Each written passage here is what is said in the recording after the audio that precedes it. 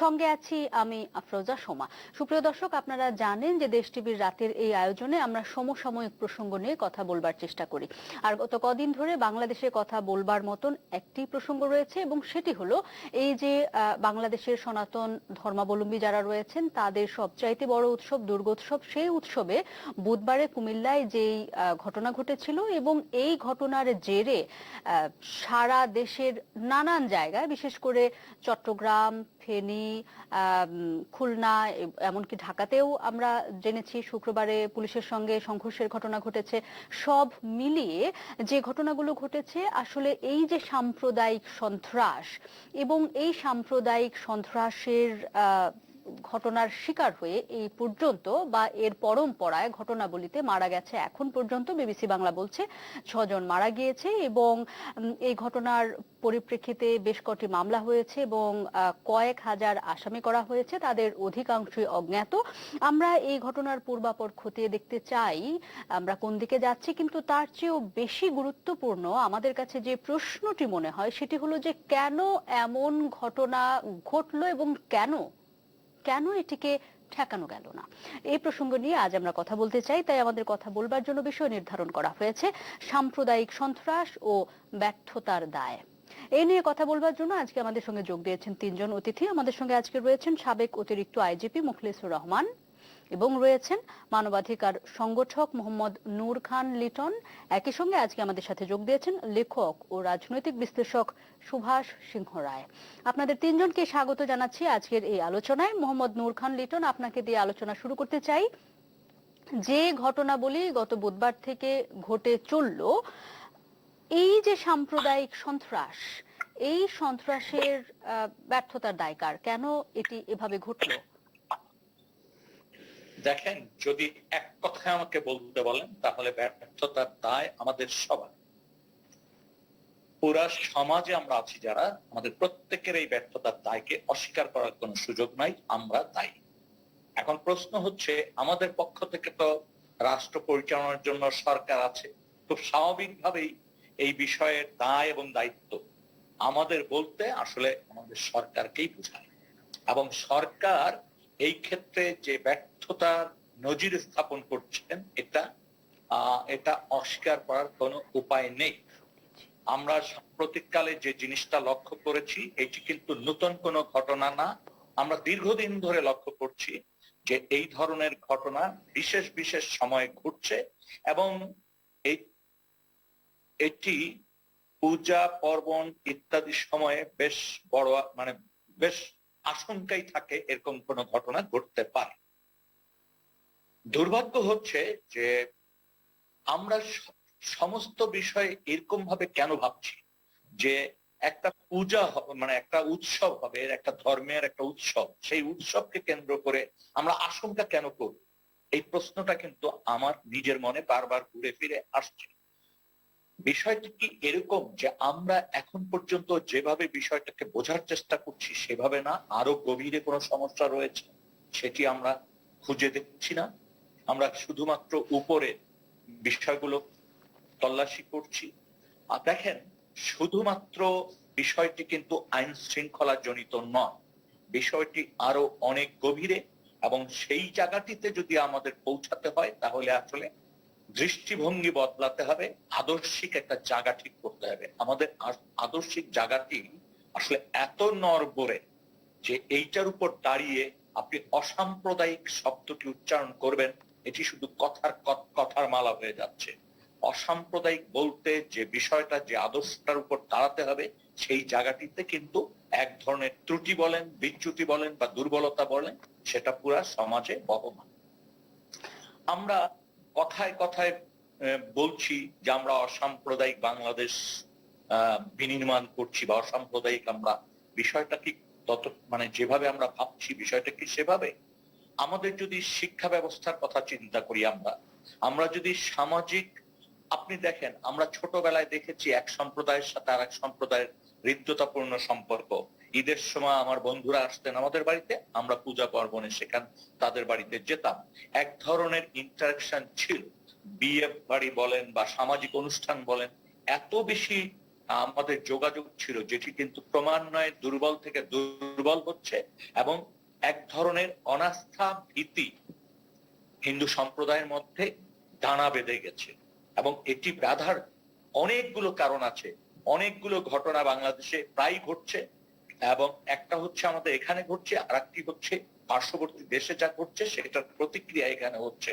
এবং এইটার মধ্য দিয়ে আমাদের আস্থা তো দূরের কথা, এবং আমরা এমন কোন বার্তা সমাজে দিতে পারিনি যেই বার্তার কারণে আমাদের এখানে যে হিন্দু ভাইয়েরা আছেন, বোনেরা আছেন, তারা আস্থাবান হবেন। আবার এমন কোন বার্তা আমরা দিতে পারিনি যে বার্তার কারণে যারা এই ধরনের সন্ত্রাসী কর্মকাণ্ড করেন তারা মনে করতে পারেন যে এই ধরনের কাজ করে পার পাওয়া যাবে না। সাম্প্রতিক বিশেষ করে গত বুধবারের যে ঘটনাটি, আমি ব্যক্তিগতভাবে মনে করি কোন হিন্দু বা কোন মুসলমান ওই কোরআন শরীফ ওখানে রাখতে পারে না। এইখানেই আসলে আমাদেরকে তদন্ত বলেন বা আমাদের খোঁজ খবর বলেন বা আমাদের বিশ্লেষণ বলেন, সেটা এই জায়গাটি থেকে শুরু করতে হবে যে এটি কে করেছিল বা কারা করেছিল, কোন পারপাসে করেছিল। শুধুমাত্র আপনি বলে দেবেন যে অমুক বিরোধী দল অমুক এটা করেছে, এইভাবে বলে মনে হয় আমরা মূল অসুখের জায়গাটিতে রোগ নিরাময়ের চেষ্টা। অনেক ধন্যবাদ নূর খান লিটন। মূল অসুখের জায়গাটি আমরা একটু বুঝবার চেষ্টা করছি। সুভাষ সিংহ রায়, আমরা উপরে তল্লাশি করছি কিনা আপনার কি মনে হয়? আসলে তাহলে গভীরে কোন কারণ রয়েছে বলে আপনার মনে হয়? কেন আমরা এই হামলা ঠেকাতে পারিনি? নূর খান লিটন ভাই যে কথাগুলো বলেছেন সে কথাগুলোর সাথে আমি সহমত পোষণ করছি, এবং সেটা খুবই যথার্থতা রয়েছে। আমরা কি আসলে সমস্যার সমাধানটা চাই কিনা এটা দেখবার বিষয়। আর একটি ব্যাপার, বঙ্গবন্ধু জন্ম শতবর্ষ উপলক্ষে লন্ডন স্কুল অফ ইকোনমিক্স এর একটি সভা হয়েছিল। সেখানে অমর্ত্য সেন বলেছিলেন, subcontinent can learn from Bangabandhu's idea of secularism, এবং ধর্ম পালনের স্বাধীনতা সম্পূর্ণ বজায় রেখে ধর্মনিরপেক্ষতা যে স্থাপন করা যায় তিনি তা দেখিয়ে গেছেন। এই উপমহাদেশ জন্য তার থেকে শিক্ষা গ্রহণ করে। আমরা আসলে অসাম্প্রদায়িকতার কথা বলি বটে, কতটুকু আমরা ভিতরে লালন করি এবং কতটুকু আমরা বুঝি আসলে ঠিক মতো, সেটা আমার কাছে বড় একটা প্রশ্ন হয়ে গেছে।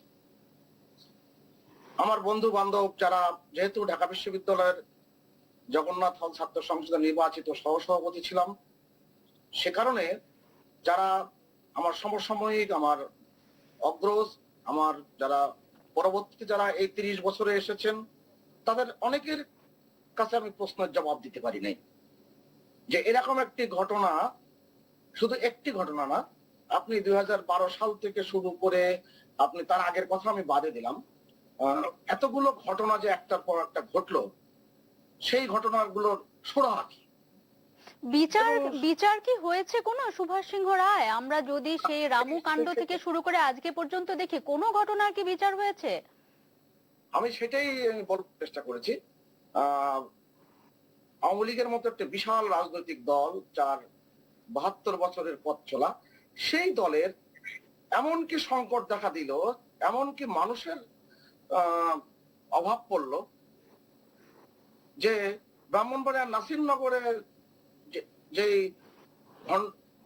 সাম্প্রদায়িক সন্ত্রাস, আপনার কথা অনুযায়ী যদি বলি, এবং সত্যিকার অর্থেই সেই সন্ত্রাসের যারা জড়িত ছিল তাদের যে আসামি, সেই আসামিদেরকে মনোনয়ন দেওয়া হবে, এবং এটা দলীয় ব্যবস্থাপনার একটা বড় রকমের সংকট। এটা আওয়ামী লীগের সাথে আষ্টে পৃষ্ঠে বাধা ছিলাম আমি 3 দশক যাবত, এবং এর থেকে আমার ছুটবার কোনো পথ নেই, কারণ আমার মনোজগতে এটা সৃষ্টি হয়েছে। সেখানে আমি কিভাবে এই প্রশ্নের উত্তর দিব? আমার কাছে মানে এই প্রশ্নের উত্তর আমার কাছে নাই। যখন একজন ভদ্র মহিলা, আমরা গণমাধ্যমে, বিশিষ্ট সামাজিক যোগাযোগ মাধ্যমে দেখেছি, সে যখন কন্দনরত অবস্থায় বলে যে আমরা কি দোষ করেছি, আমরা এত অত্যাচার গিয়েছে, এত পরিবর্তন গিয়েছে, সেই 46-এর দাঙ্গা গিয়েছে, 47-এর দেশভাগ গিয়েছে, তার পরবর্তীতে নানান রকম প্রেক্ষাপট গিয়েছে, আমরা দেশ ত্যাগ করি নাই, দেশ ছাড়ি নাই, কেন এটা আমাদের বাংলাদেশ, এটা আমাদের মাতৃভূমি। সেই জায়গায় আমরা কেন এরকম ঘটনার পরিস্থিতির মুখোমুখি হচ্ছি। তো এই তার অশ্রু সজল কণ্ঠে তার এই কথাগুলো আমাকে সত্যি প্রতিটা অক্ষর আমার বুকে এসে বেঁধেছে। তা এই যে পরিস্থিতিগুলো, এই পরিস্থিতির জন্য আজকে যেই রাজনৈতিক দল অসাম্প্রদায়িকতার চেতনাকে লালন করে, যে সাম্প্রদায়িকতার বিরুদ্ধে তারা লড়াই করেছে, বঙ্গবন্ধু যার জন্য সারা জীবন লড়াই করেছে, আজকের প্রধানমন্ত্রী শেখ হাসিনা 4 দশক ধরে এই সাম্প্রদায়িক শক্তির বিরুদ্ধে লড়াই করছে, সেই দলের ভিতরে এই সাম্প্রদায়িক গোষ্ঠী যদি ওত পেতে থাকে এবং যে কথাগুলো বিভিন্ন গণমাধ্যমে চলে আসে এবং পরিস্থিতির প্রেক্ষাপটে অনেকগুলো ঘটনাও কিন্তু আমাদের চোখের সামনে আসছে। এই একটা বিষয়। দ্বিতীয় বিষয় যে একজন পুলিশ কর্মকর্তা, আমার মাথায় ঢোকে না, যদি মোখলেসুর রহমান সাহেব এখানে উপস্থিত আছেন, তিনি ভালো করে বলতে পারবেন। একজন এলাকার ওসি তার উপস্থিতি, তার পাশে দাঁড়িয়ে একজন সাম্প্রদায়িক বিদ্বেষ ছড়াচ্ছে এবং সেটাকে তিনি অ্যালাউ করছেন, এটাও কিন্তু আমার মাথার মধ্যে কিন্তু আসে না যে এটা কোন আইনের মধ্যে সেই কথা তিনি এটা অ্যালাউ করেছেন, কিংবা আইনের বড় রকমের ব্যত্যয় হয়েছে বলে আমি অন্তত মনে করি। অতএব এই ব্যাপারগুলো আমাদেরকে ভাবিয়ে তোলে। অতএব স্বাভাবিক কারণে আপনি যে ভিতরে অনুসন্ধানের কথা বলেছেন, এই অনুসন্ধানগুলো হওয়া খুব জরুরি। আমরা এই অনুসন্ধানের জায়গাটাই খতিয়ে দেখতে চাই। মুখলেসুর রহমান, আপনার কাছে বুঝতে চাই, এই যে ঘটনা ঘটে গেল, আমরা সামাজিক প্রতিরোধ কেন হলো না সে বিষয়গুলো আরো বুঝতে চাইবো নূর খান লিটন এবং সুভাষ সিংহ রায়ের কাছে। আপনার কাছে বুঝতে চাই, আইনি প্রশাসনের জায়গা থেকে আমাদের কি ব্যর্থতা ছিল, কেন এটাকে প্রতিরোধ করা গেল না, ঠেকানো গেল না? আইনি ব্যর্থতা যদি প্রশ্ন ওঠে, এটা প্রশ্নটা ওঠানো যায় যে আইনি ব্যর্থতা, হস্তক্ষেপের ব্যর্থতা, ঘটনা যেহেতু ঘটেছে সেহেতু এই প্রশ্নটি উঠতেই পারে, এটা নিয়ে প্রশ্ন ওঠানোই যায়। কিন্তু এই ধরনের সাম্প্রদায়িকতা, সাম্প্রদায়িক হানাহানি, হিংসা, এগুলোর যে গোড়াপত্তন কিভাবে হয়েছে, এগুলোর কিভাবে এটা বিকাশ হয়েছে, ক্রম বিকাশ হয়েছে, এটার চারিদিকে বিস্তৃত হয়েছে, সেই অন্তর্নিহিত কারণগুলো যদি আমরা খুঁজে বের করার চেষ্টা না করি এবং যে বীজ বপন করা হয়েছে সেই বীজটা কিভাবে মহিরুহে পরিণত হলো, এই জায়গাগুলো যদি আমরা খোঁজার চেষ্টা না করি, আপনি আইনের পরিমণ্ডলের ভেতরে এটাকে যথাযথভাবে বিশ্লেষণ করতে পারবেন বা দায়বদ্ধ করতে পারবেন বলে আমার কাছে মনে হয় না। সুভাষ সিংহ রায় ইতিমধ্যে বলেছেন যে একজন পুলিশ কর্মকর্তার পাশে বসে, আমি শুনিনি তার কথা বলছি, সাম্প্রদায়িকতার বিষ ছড়াচ্ছে, কথা বলছে। তার মানে হলো যারা আইন প্রয়োগ করবেন, সেই আইন প্রয়োগকারী সংস্থার ভেতরের মানুষের ভেতরেও সাম্প্রদায়িকতা টানা বেঁধেছে না। কিন্তু আপনার কাছে আমি একটু বুঝতে চাই, যিনি আইনের পোশাক পরে সেই জায়গাটিতে থাকবেন, আমরা আরেকটু ওভারঅল জায়গা থেকে যদি দেখি, এই যে প্রথম যখন কুমিল্লায় এই ঘটনাটা ঘটলো, তার পরবর্তীতে সেটা চৌমুহনীর ঘটনা হোক, ছয়ানির ঘটনা হোক এবং আরো আনুষঙ্গিক যে সমস্ত জায়গায় হামলাগুলো হলো, অগ্নিসংযোগের ঘটনাগুলো হলো, আমরা এরকম বিস্তর অভিযোগ পাচ্ছি যে মাঠ প্রশাসন অনেক ক্ষেত্রে নীরব ছিল, তাদেরকে ফোন করে পাওয়া যায়নি, তারা আসেনি, ঘটনা ঘটে যাওয়ার 2 ঘন্টা 3 ঘন্টা 4 ঘন্টা পর তারা এসেছেন। এই ঘটনাগুলো যিনি আইনের লোক, মানে এই মাঠ প্রশাসনের এই ব্যর্থতাটা কেন ঘটতে পারে, কেন তারা তৎপর ছিল না? দেখুন, যে কোনো বড় উৎসব আয়োজন, যে কোনো ফেস্টিভ্যাল বলুন, ধর্মীয় অনুষ্ঠান বলুন, বাংলাদেশে যা কিছুই হোক না কেন, যে ধর্মেরই হোক না কেন, প্রতিটি অনুষ্ঠানে পুলিশের একটি তৎপরতা থাকে, তাদের গোয়েন্দা তৎপরতা থাকে, তাদের ইন্টেলিজেন্স কালেকশন গুলো থাকে এবং সেই অনুযায়ী তারা একটি নিরাপত্তার ছক তৈরি করার চেষ্টা করে, নিরাপত্তার বলয় তৈরি করার চেষ্টা করে এবং তাদের ডেপ্লয়মেন্টটাও সেইভাবে থাকে এবং যাতে কোনো ধরনের অপ্রীতিকর ঘটনা না ঘটে সেটার দিকে কিন্তু তাদের নজরটা যথাযথভাবে থাকে। দেখুন, এদেশে কিন্তু ঈদের জামাতের ভিতরেও বোমা হামলা হয়েছে।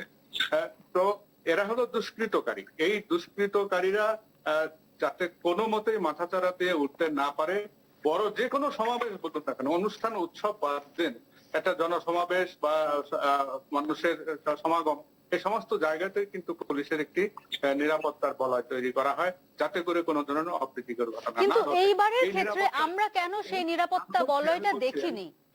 আমি বলছি এই নিরাপত্তার বলয়গুলো তৈরি করা হয় বলেই প্রতিটি ইভেন্টেই আমরা কোনো অপ্রীতিকর ঘটনাগুলো দেখি না।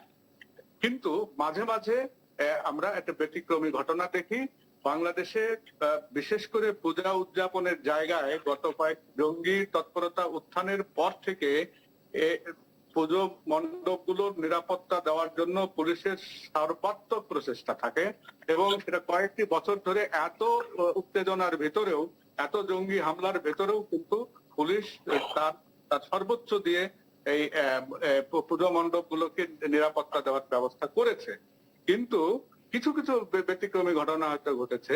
এইবারও যে ঘটনাটা ঘটেছে সেটা যদি না ঘটতো তাহলে তো আর এগুলো নিয়ে প্রশ্নই উঠতো না। যেহেতু এটা ঘটে গেছে, কি কারণে ঘটলো না, কিন্তু জনাব রহমান, আমি একটু আপনার কাছে বুঝতে চাই, অন্যান্য বারের যেই বিচ্ছিন্ন ঘটনা বলে যেটাকে বলা হচ্ছে, যদি একটি প্রতিমাও ভাঙা হয়, একটি মণ্ডপও ভাঙচুর করা হয়, সেটিও ভয়ানক গুরুত্বপূর্ণ একটি প্রসঙ্গ।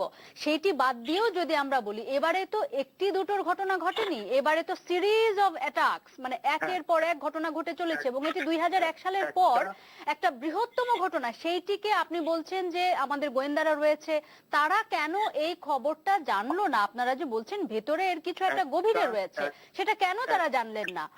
একটা ঘটনা ঘটার পরে তার প্রতিক্রিয়ায় আরো কতগুলো সহিংস ঘটনা ঘটেছে, যেগুলো অনুভূত, যেগুলো আমাদের হৃদয়ে রক্তক্ষরণ হচ্ছে। দেশে হানাহানি হিংসার পরিবেশটা বজায় থাকুক, এটা কেউ চায় না, এটা পুলিশও চায় না।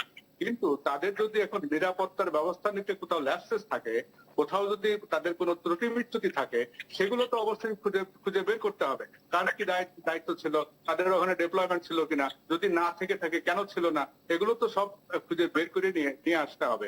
এখন দেখুন, পুলিশ থাকার পরেও ভয়ানক ভয়ানক ঘটনা ঘটে যায় বিভিন্ন ক্ষেত্রে, যেগুলো আমরা আশা করি না, যেগুলো চাই না। কিন্তু দেখুন, এই দুদিন আগে একটা সন্ত্রাসী হামলা হয়ে গেল ব্রিটিশ পার্লামেন্টের একটা প্রবীণ পার্লামেন্টেরিয়ানকে, এমপিকে গিয়ে ছুরিকাঘাত করে হত্যা করে দিল খোদ ইংল্যান্ডে।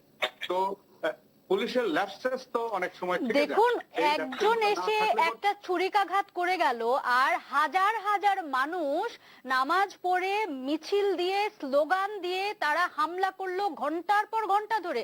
দুটো ঘটনাকে কি পাশাপাশি বসানো যায়? না, আমি বলতে চাচ্ছি যে পুলিশের ল্যাপসেস গুলো যখন থাকে, তখন এই ধরনের ঘটনা কখনো কখনো ঘটতে পারে। আমি শুধু উদাহরণ দিলাম যে ওদের শুধু পুলিশটা আছে, তারপরে একজন। কিন্তু দুটো ঘটনার চরিত্র কি আলাদা নয়? না, চরিত্র আলাদা। ওটাও কিন্তু সন্ত্রাসী হামলা। যে সন্ত্রাসের বিরুদ্ধে পুরো ইংল্যান্ড, পুরো ইউরোপ, পুরো আমেরিকা সমস্ত নিরাপত্তার চাদর বিছিয়ে দিয়ে বসে আছে যাতে করে কোনো ধরনের ঘটনা না ঘটে। কিন্তু তারপরে এই ঘটনাগুলো যখন ঘটে, তখন কিন্তু আলটিমেটলি গিয়ে যারা আইন শৃঙ্খলা রক্ষার কাজে নিয়োজিত থাকেন তাদের উপরে গিয়েই বর্তায়। তাদেরকে আমরা বলি যে তারা যদি অ্যালার্ট যদি থাকতো যথাযথভাবে যদি ডেপ্লয়েড থাকতো, তাহলে হয়তো এই ঘটনাটি ঘটতো না। কিন্তু এখন কার কোথায় ল্যাপসেস আছে, কার কোথায় ত্রুটি বিচ্যুতি আছে, এই ত্রুটি বিচ্যুতি গুলো আমাদেরকে খুঁজে বের করে দেখতে হবে।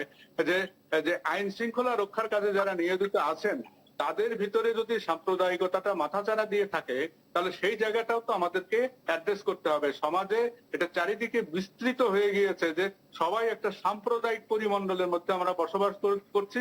এখানে কখনো কখনো হয়তোবা আইন শৃঙ্খলার দুই একজন ব্যক্তির ভিতরেও সেগুলো থেকে যেতে পারে। সেই ধরনের যদি কোনো ঘটনা থাকে, সেগুলো খুঁজে বের করা দরকার, এবং প্রশাসনিক যদি কোনো তৎপরতার ঘাটতি থাকে, সেটাও আমাদের খুঁজে বের করা দরকার। আমরা এ ধরনের কোনো ঘটনা ঘটুক, সংখ্যালঘু সম্প্রদায় বিশেষ করে হিন্দু ভাইদের কোনো ধরনের অনুষ্ঠান যাতে বিঘ্ন সৃষ্টি না হয়, কোন রকমের রক্তক্ষয় না হয়, সেটা আমরা মনে প্রাণে কামনা করি। অনেক ধন্যবাদ জনাব রহমান, আপনার কাছে আসবো, বুঝবার চেষ্টা করব যে আপনি তো একজন নিরাপত্তা বিশ্লেষক এবং আপনি জানেন পুলিশের ভিতরে কোথায় কিভাবে কি হয় না হয় থাকে, ফলে আপনার কাছে আমরা ত্রুটি বিচ্যুতির জায়গাগুলো আবারও বুঝতে চাইবো। কিন্তু আপনার কথা সূত্র ধরে আমি একটু নূর খান লিটন আপনার কাছে যেতে চাই।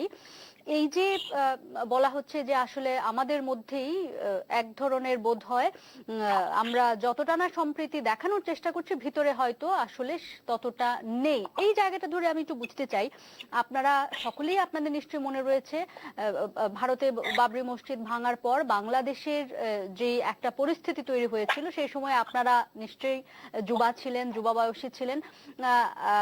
আমরা কিন্তু পত্রপত্রিকায় বা আপনাদের মতন বয়োজ্যেষ্ঠদের মুখে যেটা শুনেছি যে সেই সময় যুবারা এবং সমাজেরই বিভিন্ন স্তরের মানুষেরা, বুদ্ধিজীবী থেকে শুরু করে সাধারণ মানুষেরা, তারা নিজেরা প্রহরী হয়ে সামনে এগিয়ে এসেছেন যেন মন্দির ভাঙা না যায়, যেন সনাতন সম্প্রদায়ের মানুষের উপরে হামলা করা না যায়। তো সেই জায়গাটা থেকে আজকে আমরা কেন এখানে এলাম যে হাজার হাজার মানুষ মিছিল দিয়ে স্লোগান নিয়ে গিয়ে হামলা করছে, আগুন ধরাচ্ছে, প্রতিরোধ করবার কেউ নেই, সামাজিক ভাবে কেউ এগিয়ে আসেনি, কেন আমরা এখানে এসে পৌঁছলাম? দেখেন, শুরুতে একটা কথা বলে নিচ্ছি, সেটি হচ্ছে যদি আপনি ইন্ডিভিজুয়াল এই ঘটনাটিকে কেন্দ্র করে কথা বলতে চান তাহলে একরকম, আর যদি সামগ্রিক বিষয়গুলো নিয়ে কথা বলতে চান তাহলে আবারও বলছি যে সমস্যাটা সম্ভবত অনেক গভীর, ইতিমধ্যে অনেক গভীর প্রথিত হয়েছে, এবং সেই জায়গাটিতে আমাদের কাজ করতে হলে সবচেয়ে জরুরি যে জিনিসটা দরকার, আপনি 90-এর প্রেক্ষাপট যদি ধরেন, বাবরি মসজিদের ওই সময় আমরা তখন যুবক, এবং তখন গণতান্ত্রিক আন্দোলন চলছিল, সেই আন্দোলনের শরিক ছিলাম, এবং সেই সময়ে রাজনৈতিক দল পাড়া মহল্লায় যে কাজটি করতে পেরেছিল, সেই তখন যে একটা চেতনা ছিল, আদর্শিক একটা ব্যাপার ছিল, সেটি কিন্তু আজকে রাজনীতিতে প্রায় অনুপস্থিত। রাজনীতি এখন দুর্বৃত্তদের একটা ক্লাব ঘরে পরিণত হয়ে গেছে।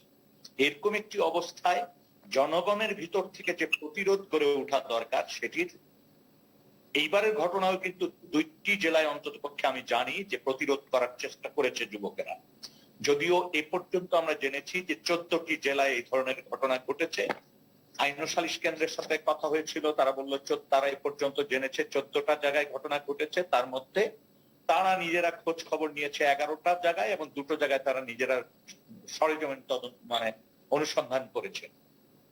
যে বিষয়টি খুব লক্ষণীয় সেটা হচ্ছে সমাজের যে এক ধরনের প্রতিরোধ ব্যবস্থা ছিল, সেটা কিন্তু একেবারে ভেঙে চুরে গেছে। এটার পিছনে অনেকগুলো কারণ আছে। যেমন ধরেন, বাবরি মসজিদের প্রসঙ্গে যখন টানলেন, তখন বলতে হয় যে এক সময় আমরা লক্ষ্য করেছি ভারতের ঘটনাসমূহ প্রতিক্রিয়া এখানে হতো, বা এখানকার ঘটনার প্রতিক্রিয়া ভারতে হতো। সাম্প্রতিক কালে আপনি যদি ভারতের দিকে তাকান, ভারতে বেশ কয়েকটি জায়গায় নাগরিকত্ব আইন নিয়ে যে বিষয়গুলো চলছে, সেগুলো নিয়ে কিন্তু অনেক ক্ষোভ বিক্ষোভ ওই জায়গার মানুষের রয়েছে, এবং সেটারও কিন্তু একটা ঢেউ কিন্তু এখানে আছে। আরেকটি বিষয় আমাদের খেয়াল রাখতে হবে যে অতি সম্প্রতি আমাদের খুব নিকটবর্তী একটি দেশে এক ধরনের সরকার গঠন হয়েছে, তালেবানি সরকার, এবং সেই জায়গা থেকে কিন্তু এক ধরনের অনুপ্রাণিত হওয়ার সুযোগ কিন্তু তৈরি হয়েছে। সেই মানুষগুলো সাম্প্রদায়িক রাজনীতি করে বা ধর্মকে ব্যবহার করে রাজনীতিতে। সেই মানুষগুলোর ভিতর কিন্তু এক ধরনের ঢেউ এসে লেগেছে, এবং এইটিকে অস্বীকার করার উপায় নেই যে এই সময়টিতে আমাদের যেভাবে সতর্ক থাকার দরকার ছিল, সেই সতর্কতা আসলে যাদের সতর্ক থাকার কথা ছিল তারা সেই সতর্কতা রাখতে পারেননি। দ্বিতীয় হচ্ছে, আমরা যদি শুধু পুলিশ ব্যবস্থার উপরে মনে করি যে সমাজের সব সমস্যার সমাধান পুলিশ করে দিবে, আমার মনে হয় এই জায়গাটাও আমাদের ভুল চিন্তা হচ্ছে। দেখেন, আজকে আওয়ামী লীগের মতো একটা সংগঠন, যে সংগঠন মুক্তিযুদ্ধ করেছে, যে সংগঠনের নেতৃত্বে এবং সারা বাংলাদেশের আনাচে কানাচে ঘরে ঘরে তার কর্মী রয়েছে, এই মানুষগুলো যদি এইটা প্রতিরোধ করতে চাইতো বা এটা থামাতে চাইতো, বা এই ঘটনা আমি ঘটতে দিব না দেশে, তাহলে কি এই ঘটনা সম্ভব ছিল? আমার কাছে প্রশ্ন হচ্ছে, সাংগঠনিক যে ক্ষমতা আছে তাদের, এটা যদি তারা পূর্ণ মাত্রায় আদর্শিক ভাবে চেষ্টা করত বা আদর্শের উপর বলিয়ান থাকতো এই দলটি, তাহলে এটা প্রতিরোধ করতে পারতো বা এই ধরনের ঘটনা ঘটতই না। প্রশ্ন হচ্ছে যে আজকে রাজনীতিতে এমন একটি অবস্থায় এসছে যে রাজনীতিতে যে দুর্বৃত্তরা আজকে ক্লাব বানিয়েছে দলগুলোকে, তারা এই ধরনের ঘটনাকে মানে নৈতিক জায়গা থেকে কোনো অপরাধ মনে করে না, বরং এই ধরনের ঘটনাকে উস্কিয়ে দেয় অথবা এই ধরনের ঘটনার সাথে যুক্ত হয়ে যায়। আপনি নাসিরনগরের কথা তো ইতিমধ্যে সুভাষ সিংহ রায়ের কাছে শুনলেন। আমি এবার লামার ঘটনাটা যেটুকু জেনেছি যে লামায়ও স্থানীয় আওয়ামী লীগের নেতা এই ঘটনার সাথে মানে হামলার সাথে যুক্ত হয়েছেন। জানি না আগামী 2-1 দিন পর আর কোন কোন জায়গা থেকে এরকম খবর আসবে। কিন্তু তারপরও দেখেন, যে কোনো ঘটনা ঘটলে পুলিশের বক্তব্য হচ্ছে আমরা দেখছি, আমরা পদক্ষেপ গ্রহণ করছি, আমরা নিরাপত্তার চাদরে ঢেকে দিচ্ছি। আবার সরকারি দলের নীতি নির্ধারকরা এমন ভাবে বক্তব্য দেন যে সব ঘটনা জামাত আর বিএনপি ঘটিয়েছে। আমার প্রশ্ন হচ্ছে, মানে যে কেউ ঘটনা তো অবশ্যই ঘটিয়েছে, তো আপনার যে রাজনৈতিক, আপনি যে দীর্ঘদিন ধরে ক্ষমতায় আছেন এবং আপনার যে রাজনৈতিক শক্তি, আপনি নিজেই বলেন যে সারা বাংলাদেশে আপনি হচ্ছেন সবচেয়ে বড় দল এবং আপনি দীর্ঘদিন ধরে ক্ষমতায় আছেন, মানুষের সেবা করছেন, অনেক উন্নয়ন করছেন, কিন্তু যেই জায়গাটিতে ব্যর্থতা দেখাচ্ছেন আপনি সেটা হচ্ছে উন্নয়ন করছেন এক জিনিস, কিন্তু মানুষের ভিতরে নৈতিক উন্নয়ন যেটা দরকার, মানবিক উন্নয়ন যেটা দরকার, সেই জায়গাটিতে কিন্তু আপনি স্খলন ঘটাচ্ছেন এবং সেটার ফলে আপনার যে উন্নয়ন, সেই উন্নয়ন কিন্তু কাগজে বাঘের মতো হয়ে যাবে, অর্থাৎ তছনছ করে ভেঙে পড়বে। মানুষের মানবিকতার উন্নয়ন দরকার, আদর্শিক উন্নয়ন দরকার, দল আদর্শের উপর ভিত্তি করে দল পরিচালনা দরকার, দলের নেতৃত্ব, দলের সব পর্যায়ে সেই ব্যক্তিদেরকে যুক্ত করা যারা কায়মন বাক্যে রাজনীতি চিন্তা করেন, যারা আদর্শের জন্য রাজনীতি করেন, যারা মানুষের উপকারের জন্য রাজনীতি করেন। আমি ইদানিং দেখছি আমাদের অনেকের ঘাড় গর্দান সমান হয়ে গেছে, অর্থাৎ এত পয়সা করি হয়েছে যে এরা মানে ডাইনে বামে তাকাতেও পারে না। লুটতন্ত্র করে কখনোই সাধারণ মানুষের উপকার করতে পারবেন না, অসাম্প্রদায়িক করতে পারবেন না, মুক্তিযুদ্ধের চেতনা মুখে বলতে পারবেন কিন্তু মুক্তিযুদ্ধের চেতনা বুকে ধারণ করতে পারবেন না। ধন্যবাদ নূর খান লিটন। মুক্তিযুদ্ধের চেতনা আসলে কি ছিল, আর বাংলাদেশের এখন যখন সুবর্ণ জয়ন্তীর বছর চলছে, সেই বছরে এসে আমরা কি প্রত্যক্ষ করছি, এই বিষয়গুলো নিয়েই আরো কথা শুনতে চাই আপনাদের কাছ থেকে। সুপ্রিয় দর্শক, আজকে আমরা কথা বলছি সাম্প্রদায়িক সন্ত্রাস ও ব্যর্থতার দায় এই প্রসঙ্গে। আমাদের সঙ্গে থাকুন, ফিরছি একটি ছোট্ট বিরতির পর। আমি আফরোজা সোমা। আজকে আমরা কথা বলছি সাম্প্রদায়িক সন্ত্রাস ও ব্যর্থতার দায় এই প্রসঙ্গে। এই নিয়ে কথা বলবার জন্য আমাদের সঙ্গে আজকে রয়েছেন সাবেক অতিরিক্ত আইজিপি মুখলেসুর রহমান, রয়েছেন মানবাধিকার সংগঠক মোহাম্মদ নূর খান লিটন এবং আমাদের সঙ্গে যোগ দিয়েছেন লেখক ও রাজনৈতিক বিশ্লেষক সুভাষ সিংহ রায়। সুভাষ সিংহ রায়, এই যে এতক্ষণ আমরা অনেক কথা শুনলাম রাজনৈতিক ব্যর্থতার, বিশেষ করে ক্ষমতাসীন দল হিসেবে আওয়ামী লীগের প্রসঙ্গ এলো এতবার করে, আওয়ামী লীগ কেন ব্যর্থ হলো, এত বড় ঘটনা তারা কেন প্রতিরোধ করতে পারেনি? আহমেদ ছফা জীবিত থাকা অবস্থায় একটা অসাধারণ মন্তব্য করেছিলেন তার এক লেখার ভিতরে, যে আওয়ামী লীগ যখন পরাজিত হয় তখন সমগ্র জাতি পরাজিত হয়। আমরা সকলে জানি যে আহমেদ ছফা আওয়ামী রাজনীতির সাথে সংযুক্ত ছিলেন না। আপনি নূর খান লিটন যখন কথাগুলো বলছিলেন তখন যে ভিতরের জাগরণের কথা বলছেন, ভিতরের যে আমাদের দুর্বলতার কথা বলছেন এবং মানবিক উন্নয়নের কথা বলছেন, আজ থেকে 100 বছর আগেও আপনি যদি হিসেব করে দেখেন, কাজী নজরুল চিৎকার করতে করতে ঢুকেছে রবীন্দ্রনাথ ঠাকুরের কাছে যে আমার এই হাঙ্গামা, জাতিভেদ, জাতের নামে জাতি, এগুলো আমার সহ্য হচ্ছে না। তখন তিনি একটা উক্তি করেছিলেন রবীন্দ্রনাথ ঠাকুর, ওরে পাগলা, তুই তো বাইরের ন্যাসটা কাটতে বলছিস, ভিতরের ন্যাসটা কাটবি কেমনে? তা আমাদের এই সংকটটা কিন্তু ভিতরের ন্যাজের, এটা নূর খান লিটন উল্লেখ করছেন। সেই সংকটের জায়গায় আমি রাজনৈতিক বিষয়গুলো কিংবা ধর্মীয় বিষয় আমি একটু 1 মিনিটের জন্য তুলে রাখি। আমি খুব দ্রুত যে কথাটি বলি, 2019 সালের জুলাই মাসের 3য় সপ্তাহে বাড্ডায় একটা স্কুল প্রাঙ্গণে ছেলে ধরা নাম করে তাসলিমা বেগম নামে একজন ভদ্র মহিলাকে পিটিয়ে যে হত্যা করা হলো দিবালোকে, কোন সমবুদ্ধি মানুষ কি ওই স্কুল প্রাঙ্গণে ছিলেন না? ওখানে কি স্কুলের শিক্ষকরা ছিলেন না? ওর আশেপাশে এত জনসমাবেশ, অন্য একজন মানুষ চিৎকার করে বলেননি আমি মানি না, আমি এটা প্রতিরোধ করব।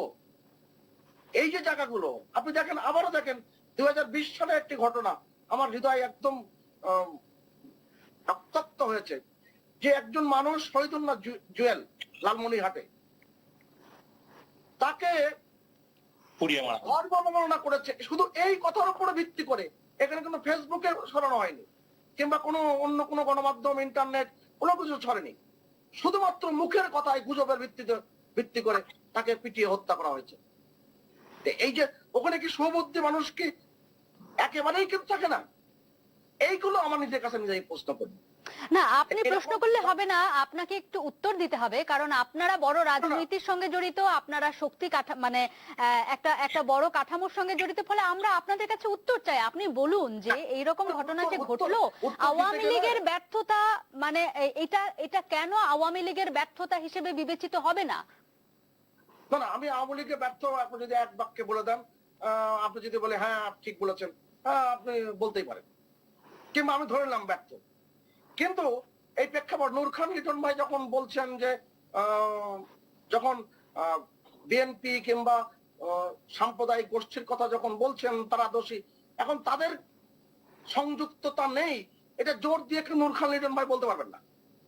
অর্থাৎ তারা তো এই যে এই conspiracy of the conspiracy, by the conspiracy, for the কনস্পিরেসির এই ঘটনাগুলো আমরা দেখেছি।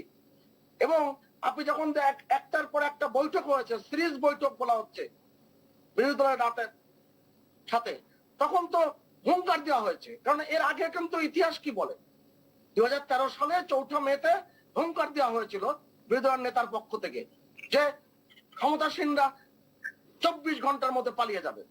তারপর তিনি কিন্তু ওই মতিঝিল চত্বরে কিন্তু ভয়ঙ্কর কাণ্ড ঘটেছে, জ্বালিয়ে পুড়িয়ে শেষ করবার চক্রান্ত হয়েছে। অতএব অনেকগুলো ইতিহাস আছে, কিন্তু ওই জায়গা না যে আমি আবারও যদি ওটা বাদ দিয়ে রাখি, আজকের যে জায়গাটা আমি যেটা প্রথমে উল্লেখ করেছি, সোমাপা আপনি নিশ্চয়ই শুনেছেন যে দল ব্যবস্থাপনার যে ত্রুটি রয়েছে, সেই ত্রুটিটা কিন্তু আওয়ামী লীগকে স্বীকার করতে হবে। এখন কি আওয়ামী লীগের নিজের দিকে ফিরে তাকাবার সময় এসেছে বলে আপনি মনে করেন? অবশ্যই অবশ্যই। আওয়ামী লীগ তো, কারণ এই 72 বছরের দল, তার অনেক অর্জন, তার অনেক রকম এগিয়ে যাওয়া, তার তো কর্মীদেরকে ওই দীক্ষায় দীক্ষিত করতে হবে। বঙ্গবন্ধুর যে অসাম্প্রদায়িকতার চেতনা, তিনি 46-এর দাঙ্গায় প্রতিরোধ করতে কি ভূমিকা রেখেছেন, এবং পাকিস্তান সৃষ্টির পর থেকে তিনি কি ভূমিকা রেখেছেন, অসমাপ্ত আত্মজীবনী পাঠ করলে তো বোঝা যায়, বেশি দূর যাওয়া লাগে না। বঙ্গবন্ধু বলছেন আমি একটি সংগঠন তৈরি করলাম সেপ্টেম্বরের প্রথম সপ্তাহে 47 সালে, কি সেটা হচ্ছে পূর্ব পাকিস্তান গণতান্ত্রিক যুবলীগ। তার কাজ কি হবে? কমনওয়েলথ হারমোনি তৈরি করা। তিনি অন্য কোন রাজনৈতিক সংগঠন সৃষ্টির আগেই, পূর্ব পাকিস্তান ছাত্রলীগ হয়েছে 48 4 জানুয়ারি, তার আগে তিনি করেছেন কিন্তু 27 সেপ্টেম্বরে পূর্ব পাকিস্তান গণতান্ত্রিক যুবলীগ। তার উদ্দেশ্য ছিল, তিনি বলেছেন কমনওয়েলথ হারমোনি তৈরি করা, হিন্দুরা যাতে দেশ ত্যাগ না করে। স্পষ্ট ভাষা তিনি বলেছিলেন, অসমাপ্ত আত্মজীবনী সেটা ছাপা হয়েছে। আমি সেই জন্য বলছি, এই যে ব্যর্থতার যে জায়গাটি, আওয়ামী লীগ তো অনুসন্ধান করবে, আওয়ামী লীগ ভেবে দেখবে। কারণ আমরা একটি মার্কেটিং ম্যানেজমেন্টে আমরা শেষ করছি ওই জায়গাটায়। আমরা সমস্ত কিছুতে যখন কোন সংগঠনের চরিত্র কিংবা তার যোগ্যতা নিয়ে হিসেব করি, তখন বলা হয় SWOT analysis, strength, weakness, opportunity, threat. তা আপনি এই স্ট্রেংথের জায়গাটা, আপনার যে উইকনেসের জায়গাটা কোন জায়গায়, সেই জায়গাটা কিন্তু আপনার নির্ধারণ করতে হবে। ধন্যবাদ। এই রাজনৈতিক দলের অনেক ইতিহাস রয়েছে, সমৃদ্ধ ইতিহাস। ধন্যবাদ সুভাষ সিংহ রায়। এই দলের ইতিহাস আসলে আমরা এতটা শুনে হয়তো অনুষ্ঠানে কভার করতে পারবো না। আমি একটু চট করে নূর খান লিটন আপনার কাছে আসতে চাই। এই যে আপনি বলছিলেন যে মুক্তিযুদ্ধের যে বাংলাদেশের 1971-এর মুক্তিযুদ্ধে যত মানুষের প্রাণ গিয়েছে, তার মধ্যে সিংহভাগই আমরা জানি এই সনাতন ধর্মের হিন্দু ধর্মাবলম্বী মানুষ যারা। কিন্তু এই 50 বছর পর সুবর্ণ জয়ন্তীতে এসে আমরা যে উপনীত হলাম আজকে, আপনি এখন আমাদের বলুন যে কেমন করে, আপনি যেটাকে বলছেন যে একটা এমন চারা, একটা বীজ রোপণ হয়েছিল যেটি আজকে মহীরুহ, সেই মহীরুহ উপড়ানোর উপায় কি? দেখেন, আমি আবারও একটা জিনিস একটু পিছনের থেকে আলোচনাটা করতে চাই, সেটা হচ্ছে সুভাষ দা যে প্রশ্নটি তুলেছিলেন, পুলিশ কোরআন শরীফ যখন উদ্ধার করলো, এবং সেই মুহূর্তে যে ফেসবুকে লাইভ যে মানে প্রচার হচ্ছিল, এই বিষয়টা আমি নিজেও দেখেছি। এবং আমার কাছে যেটা মনে হচ্ছে, আমার একটা প্রশ্ন আছে, সেটা হচ্ছে যে এইটি পরবর্তীতে ডাবিং করে প্রচার, আর যদি ওইভাবে প্রচার হয়ে থাকে, তাহলে কোনোভাবে এটা অ্যাকসেপ্ট করার কোনো সুযোগ নাই যে আইন শৃঙ্খলা রক্ষাকারী বাহিনী তারা এই প্রচারের সুযোগটা দিলেন কেন। এক, এই ঘটনারও কত সময় পরে আক্রমণ শুরু হয়েছে, সেখানে কেন দুটি জায়গা থেকে প্রতিরোধ করার চেষ্টা হয়নি? একটা হচ্ছে আইন শৃঙ্খলা রক্ষাকারী বাহিনীর তরফ থেকে, আরেকটা হচ্ছে সরকারি দলের তরফ থেকে, আরেকটা হচ্ছে যারা সচেতন মানুষ তাদের তরফ থেকে। এই প্রশ্নগুলি কিন্তু আমার রয়ে যাচ্ছে, এবং এই প্রশ্নের কারণে আমি আবারও বলি যে আমাদেরকে অনেক গভীরে যে বুঝতে হবে সমস্যা, রোগটা কোথায়। দ্বিতীয় হচ্ছে, দেখেন, আপনি আজকে গত 10 বছর যদি আপনি খেয়াল করেন, তাহলে দেখবেন যে এখানে অনেকগুলো ঘটনা ঘটেছে, এবং প্রায় প্রতিটি ঘটনার পর সরকারি দল কোনো না কোনো ভাবে আপোষ রক্ষা করার চেষ্টা করেছেন। এক সময় মনে হয়েছে খুব হার্ড লাইনে কাজ করছেন, পর মুহূর্তে দেখা গেছে তাদেরকে বিভিন্ন ভাবে সাহায্য সহযোগিতা করেছেন। আপনি এই জিনিসটা নিশ্চয়ই লক্ষ্য করেছেন যে বাংলাদেশে গত 10 বছরে ধর্মীয় রাজনৈতিক গোষ্ঠীর সাথে বা ধর্মীয় গ্রুপগুলোর সাথে কিভাবে আওয়ামী লীগ নেগোসিয়েশন করেছে। অনেকবার মনে হচ্ছিল যে একটি শক্তি পরাজিত হবে এবং একটা শক্তি ওই জায়গাটি উদ্ধার করবে, কিন্তু দুর্ভাগ্যজনক হচ্ছে রাজনৈতিক সিদ্ধান্তহীনতার কারণে, রাজনৈতিক নানান কৌশলগত কারণে তারা বারবার সমঝোতা করেছেন, এবং সেই সমঝোতাটা ওই বার্তাই দিয়েছে যে আমাকে সাম্প্রদায়িক হতে হবে। সরি, আমি এইভাবেই বলছি। দ্বিতীয় হচ্ছে, গত প্রায় 13-14 বছর ক্ষমতায় আওয়ামী লীগ, আজকে যারা এই ধরনের মিছিলে অংশ নিয়েছে, যারা বাড়ি ঘরে আগুন দিয়েছে, যারা ইটপাটকেল নিক্ষেপ করেছে, তাদের বয়সটা কত? তারা কিন্তু এই সময়কালের যুবক বয়স, এই আওয়ামী লীগের এই সময়কালে। তার মানে হচ্ছে আওয়ামী লীগ তাদেরকে আদর্শিক জায়গাটি দিতে পারেনি। তাদেরকে স্বপ্নটা যে দেখাবে অসাম্প্রদায়িক, সেই স্বপ্ন দেখাতে পারেনি। আবার আসেন যে এই গুজব শুধু যে এক পক্ষের গুজব তা না, অপর পক্ষেরও গুজব ছিল। যেমন ওই বোনটির কথা কিন্তু আমি সম্ভবত স্মরণকালে আমি বলতে পারবো না, যে বোনটি আকুতি জানিয়েছিল তারা কিভাবে দেশে রয়েছেন এবং তারা তাদের পূজার কাজটি, অর্থাৎ একটা বড় অনুষ্ঠান যেভাবে করতে চেয়েছেন সেভাবে করতে পারেননি। সেই যে আকুতি, এটা আমি কিন্তু আমার জীবনে হয়তো ভুলতে পারবো না। কিন্তু পাশাপাশি আবার দেখেন, এমন কিছু প্রচারণা ছিল, যে ঘটনা ঘটেনি তেমন প্রচারও কিন্তু এসেছিল। মনে রাখতে হবে, এই ধরনের সময়ে মানুষকে কোন রকম ভুলভ্রান্ত তথ্য দেওয়া উচিত না কোনো মহল থেকে। আর সবচেয়ে বড় যে জিনিসটা, স্বাধীনতার যে চেতনা, সেই জায়গাটিতে শুধুমাত্র আমরা এটাকে মুখে মুখে না বলে, তাবিজ বানিয়ে গলায় না পড়ে, বরং হৃদয়ে ধারণ করতে হবে, এবং সেই মতো রাষ্ট্র পরিচালনা করতে হবে, সেই মতো দলকে গোছাতে হবে। দেখেন, গত 2-3টি নির্বাচন নিয়ে কিন্তু সাধারণ মানুষের কিন্তু প্রশ্ন রয়েছে। গণতন্ত্র কিন্তু মুক্তিযুদ্ধের একটা বড় জায়গা, মুক্তিযুদ্ধের একটা বড় চেতনার জায়গা হচ্ছে গণতন্ত্র। নূর খান লিটন, আমরা এই আলাপে আবারও ফিরবো। অনেকক্ষণ ধরে আমাদের অন্য অতিথি মুখলেসুর রহমান শুনছেন, একটু ওনার কাছে বুঝতে চাই, এই যে আমরা বারংবার প্রতি বছর প্রত্যেক পূজায়, সেটা সরস্বতী, জি বলুন বলুন। আমি 10 সেকেন্ড নিতে চাই। সেটি হচ্ছে যে আরেকটি প্রশ্ন সুভাষদা যেটা করেছেন, খুব ভ্যালিড প্রশ্ন, সেটা হচ্ছে আমরা কেন প্রতিরোধ গড়ে তুলি না, অর্থাৎ আমরা দূরে দাঁড়িয়ে অবলোকন করি, কোনো কিছু প্রতিরোধ করি না। উনি ছেলে ধরার ঘটনাটা বললেন, সেখানে পিটিএ মারার ঘটনা বললেন, আমি সিলেটের ঘটনা বলতে পারি, এরকম অনেক ঘটনা। আসলে আপনি যখন স্পেসটাকে সংকুচিত করে ফেলেন, মানুষের কথা বলা, মানুষের শক্তির উত্থানের জায়গাটা যখন আপনি কোনো না কোনো ভাবে বাধাগ্রস্ত করছেন, তখন এই জায়গাটিতে এক ধরনের ভয় ভীতি কাজ করে।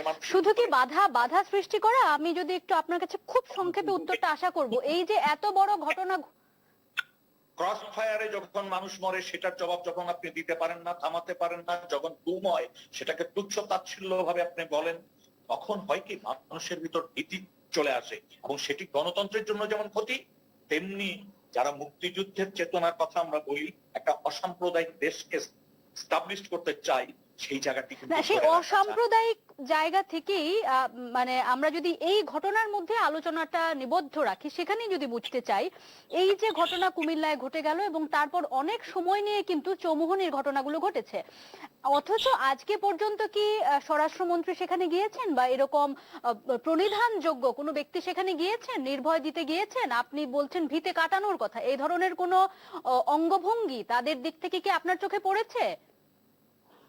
যতটুকু কার্যকরী ভূমিকা থাকা দরকার ছিল সরকারের তরফ থেকে, সরকারি দলের তরফ থেকে, সেটি আমি দেখিনি। বা সাধারণ মানুষের ভিতর থেকেও যেই ধরনের মানে কর্মসূচি দরকার ছিল, অন্যান্য রাজনৈতিক দল বলেন, সামাজিক শক্তি বলেন, কোনোটাই এইখানে। বুদ্ধিজীবীদের কথা বলুন, নাগরিক সমাজের কথা বলুন, কারো দিক থেকে চোখে পড়েছে? নাগরিক সমাজ তো এখন মানে দলদাসে রূপান্তরিত হয়েছি আমরা সবাই। কেউ লাল দল, কেউ নীল দল, কেউ কালা দল। এই জায়গায় যেই জায়গাটা বিকশিত হওয়া দরকার ছিল, সব সময় সেই জায়গাটা বাধাগ্রস্ত হওয়ার ফলে আজকে আমরা এই জায়গায় এসেছি। অনেক ধন্যবাদ নূর খান লিটন, আপনাকে থামাতে হচ্ছে। মুখলেসুর রহমান, ওনার কাছে যেতে চাই, অনেকক্ষণ আমরা ওনার কাছে যেতে পারিনি। আপনার কাছে স্পষ্ট ভাষায় আসলে বুঝতে চাই, বারংবার যে এই ঘটনাগুলো ঘটে, সনাতন ধর্মের যারা এই দেশের নাগরিক, অথচ আমরা তাদেরকে একটা লেবেল এঁটে দিয়ে বলি সংখ্যালঘু, এবং এই সংখ্যালঘুদের উপরে হামলার বিচার হয় না বলেই কি আসলে এই ধরনের ঘটনাগুলো ঘটে চলে? তাদের উপরে হামলার বিচার হয় না কেন, একটু আপনার কাছে বুঝতে চাই। না, বিচারটা একটা দীর্ঘ প্রক্রিয়া। এখানে পুলিশের যেমন অ্যাক্টিভিটিস আছে, সেখানে এটা আদালত পর্যন্ত যাবে, সেখানে তো সাক্ষ্য প্রমাণ হবে। এখন সাক্ষ্য যদি না আসে, সাক্ষী যদি না আসে, সেটাও আলটিমেটলি গিয়ে পুলিশের কাঁধেই এসে পড়ে যে পুলিশের তো সাক্ষীগুলোকে নিয়ে হাজির করতে পারছে না। কিন্তু আমাদের বাস্তবতা দেখা গিয়েছে যে একজন সাক্ষীকে জোর জবরদস্তি করে একবার হয়তো আনা যেতে পারে, দ্বিতীয়বার শুনানির সময় তারা এসে আর হাজির হলো না, অথবা তার শুনানিটা হলো না, সে আর আসলো না, অথবা তার ভিতরে এক ধরনের ভয় কাজ করছে, সে কোনো সাক্ষী দেবে না। সাক্ষী যদি ঠিকঠাক মতো না দেয় এই ধরনের ঘটনার ক্ষেত্রে, তাহলে এগুলোর বিচার যথাযথভাবে হওয়া অনেক অনেক অনেক কঠিন। তারপরেও এটা সার্বিক ইচ্ছা উপর নির্ভর করে পুলিশ কতখানি তার প্রফেশনালিজম দিয়ে তদন্তটি করেছে, তদন্তের সার্বত্তা কতটুকু আছে, সেগুলো বিচার্যের বিষয় হয়ে দাঁড়াতে পারে। কিন্তু আমি তো বলতে চাই যে এই যে এর যে পরিমণ্ডলটি, এই সাম্প্রদায়িকতার যে বীজ বাষ্পের যে ক্ষেত্রটি প্রস্তুত হয়েছে দীর্ঘদিন ধরে, যেখানে প্রত্যেকেরই একটা ভূমিকা ছিল, একটা শুভ বুদ্ধির জায়গাটা ছিলাম আমরা যে সমাজে, সেই সমাজটা আমরা একটা অন্ধত্বের দিকে চলে গিয়েছি। তো এই জায়গাতে শুধুমাত্র আইন শৃঙ্খলা রক্ষার কাজে যারা নিয়োজিত আছেন, তাদেরকে নিয়োজিত করে এই ধরনের সাম্প্রদায়িকতা রোধ করবেন, এটা কিন্তু যতই চাওয়া যাক না কেন, যতই আমরা পুলিশের উপর দোষারোপ করি না কেন, তারা কিন্তু এটা সুচারুভাবে সম্পন্ন করতে সামাজিক পারবে না। জাগরণের উপায় কি, আপনি আমাদের যদি সংক্ষেপে দু একটি পরামর্শ দেন। জাগরণের যে উপায়, এটি নূর খান লিটন পরিষ্কার করে বলেছেন, সুভাষ সিংহ রায় পরিষ্কার করে বলেছেন, সমাজটাকে বিনির্মাণ করতে হয়। দেখুন, সংক্ষেপে বলি, পাকিস্তান ভাগ হয়েছিল সাম্প্রদায়িকতার ভিত্তিতে, বাংলাদেশ তৈরি হয়েছিল অসাম্প্রদায়িকতার ভিত্তিতে। অসাম্প্রদায়িকতা তো রাতারাতি তৈরি হয়ে আসেনি, এটা বঙ্গবন্ধুকে তার সারা জীবনের রাজনৈতিক প্রক্রিয়ার মাধ্যমে একটা সাম্প্রদায়িক জাতিকে অসাম্প্রদায়িক চেতনার ভিতরে নিয়ে এসে সবাইকে ঐক্যবদ্ধ করে একটি যুদ্ধের মাধ্যমে, সংগ্রামের মাধ্যমে তিনি দেশটাকে স্বাধীন করতে সক্ষম হয়েছিলেন। তার যে শিক্ষা, তার যে নীতি, তার যে রাজনীতি, সেই রাজনীতিগুলো ফলো করা হচ্ছে কিনা, তাকে আমরা মানছি কিনা, আমরা মুখে সর্বক্ষণ বঙ্গবন্ধু বঙ্গবন্ধু করে উজাড় করে দিচ্ছি নিজেকে, কিন্তু তার যদি রাজনৈতিক শিক্ষাগুলো আমাদের হৃদয়ে ধারণ করতে না পারি, আজকে আমরা অনেকে দেখি প্রগতিশীল রাজনীতির কথা বলেন, আর ফেসবুকে তাদের স্ট্যাটাস দেখলে দেখা যায় যে এগুলা তালেবান ছাড়া আর কোনো কিছু নয়। তো এই ধরনের দ্বিচারিতামূলক রাজনৈতিক চেতনা দিয়ে তো অসাম্প্রদায়িক সমাজ একটি নির্মাণ করা সম্ভব নয়। সমাজকে নির্মাণ করতে হয়, নিরন্তরের পিছনে রাখতে হয়, ন্যায্যতা থাকতে হয়, গণতন্ত্র থাকতে হয়, শিক্ষার ব্যবস্থা থাকতে হয়। যথাযথভাবে সমস্ত কিছু যদি আমরা একটা ন্যায্যতার সমাজটা নির্মাণ করতে পারতাম, তাহলে হয়তো আজকে এই সাম্প্রদায়িকতার জায়গাগুলো নিয়ে আমাদের কথা বলতে হতো না, এবং হিংসা হানাহানি গুলো কম হতো অনেকখানি। অনেক ধন্যবাদ মুখলেসুর রহমান। আমরা অনুষ্ঠানের একেবারে শেষ দিকে পৌঁছে গেছি। সুভাষ সিংহ রায়, আপনার শেষ মন্তব্য খুব ছোট করে শুনতে চাই। আমার কাছে অনেক দুঃখের কথা শুনতে পারবেন, কিন্তু বাস্তবের কথাগুলো যদি আমি একটু খুব সংক্ষেপে বলি। মাননীয় প্রধানমন্ত্রী যে বাংলাদেশ পূজা উদযাপন পরিষদের সাথে মত বিনিময়কালে যে কথাগুলো বলেছেন, আওয়ামী লীগের সর্বস্তরের নেতা কর্মীরা তার এই প্রতিটা অক্ষর বিশ্বাস করেন কিনা। তিনি যে পরিধানযোগ্য বক্তব্য দিয়েছেন যে সংখ্যালঘু বলতে কোনো বিষয় না, এখানে সকলে নাগরিক এবং আপনারা আমার আপনজন, এবং এই যে বোধের চেতনার জায়গাটি আজকের যে কাঠামোর ভিতরে যে বাসা বেঁধেছে, যারা ঘাটতি মেরে আছে সাম্প্রদায়িক শক্তি, সেই শক্তির দমন করতে গেলে, অপশক্তি দমন করতে গেলে আওয়ামী লীগের ভিতরে কর্মীদের ওই শিক্ষায় শিক্ষিত হতে হবে, ওই জাগরণটি ঘটাতে হবে। ওসি ব্যর্থ হয়েছে, পুলিশ ব্যর্থ হয়েছে, ওই এলাকায় আওয়ামী লীগের, যুবলীগের, স্বেচ্ছাসেবক লীগের রাজনৈতিক কাঠামো রয়েছে। সেই কাঠামোর নেতৃবৃন্দরা কি করেছিলেন? প্রশ্নটি অবশ্যই কেন্দ্রের থেকে তাদেরকে করতে হবে, জবাবদিহিতার মধ্যে আনতে হবে। কেননা আপনি অন্য রাজনৈতিক সংগঠনের উপরে হিসাব করে লাভ নেই। এই কারণে বাংলাদেশে বাম গণতান্ত্রিক শক্তির যখন নিষ্ক্রিয় হয়ে গেছে, তখন স্বাভাবিক কারণে ভরসার জায়গাটা কিন্তু আওয়ামী লীগের। এমনকি নূর খান লিটনের কিন্তু ভরসার জায়গাটা কিন্তু আওয়ামী লীগের। যতই তিনি বিভিন্ন ভাবে সমালোচনা করুক না কেন, তার কাছ থেকে তার প্রত্যাশাটা বেশি, এই দলের কাছ থেকে প্রত্যাশাটা বেশি। সেটাই আমার কাছ থেকে। আরেকটি ব্যাপার যে এই যে আমরা যে পরমত সহিষ্ণুতার যে জায়গা শিক্ষাটি, সেই শিক্ষার থেকে সরে আসছি। আমরা সহ্য করে দিতে পারি না পরমত, এই যে ব্যাপারটি, এটা কিন্তু খুব ভয়ঙ্কর আকার ধারণ করেছে।